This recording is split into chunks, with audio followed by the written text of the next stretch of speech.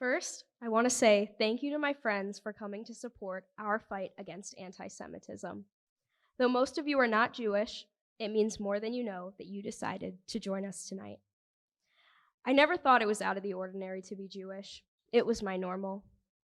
Growing up, all of my best friends were Jewish, but around the age of 8, the question, "What's your favorite holiday?" began to pop up. I always answered Hanukkah.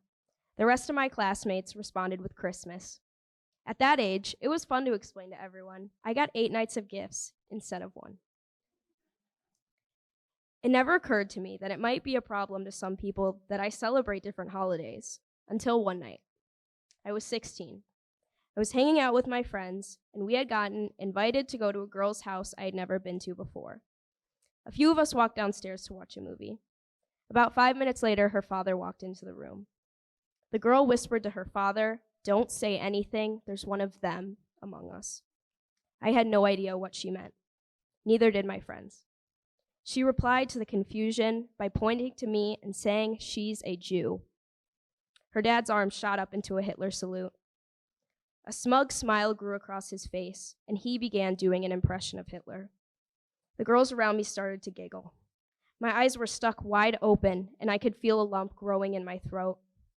I was petrified and frozen. No one around me knew what I was going through.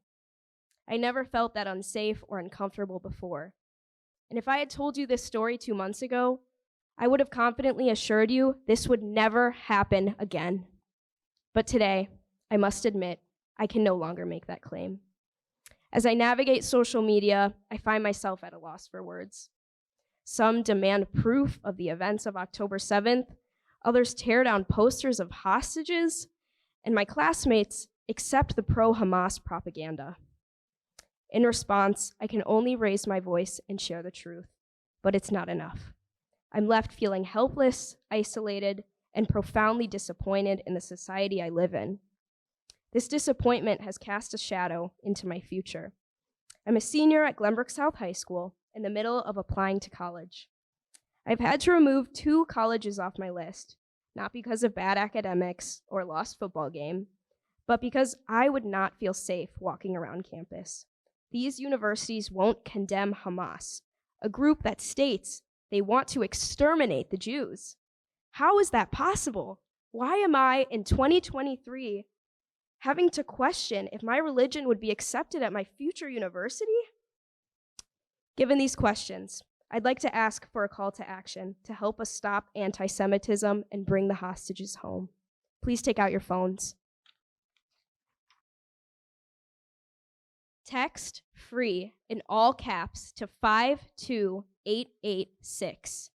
That's FREE in all caps, FREE, to 52886. I'd like to ask you to send another text.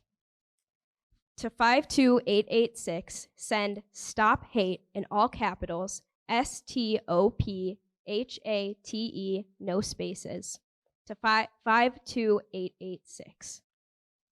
Thank you. The third call to action is to support emergency aid to Israel, which you are all doing right now. And remember, in fighting hate, silence paves the way for acceptance of what should not be accepted. If you hear something, please say something. Now, I have the pleasure to introduce our next speaker, Amy Stoken, a Hadassah Life member. Amy first started out as a litigator at an international law firm. 16 years ago, she decided to advocate for Israel instead of law firm clients. She has been doing so ever since. First, she worked at the American Israel Public Affairs Committee, also known as AIPAC, where she helped build a strong U.S.-Israel relationship in Congress. Then she worked with the American Jewish Committee, representing Israel and the Jewish people with foreign diplomats and non-Jewish community leaders. Now she works for Our Crowd, where she promotes all the incredible and life-saving technology that is created in Israel, what we often call Startup Nation. Please join me in welcoming Amy Stoken, our next speaker.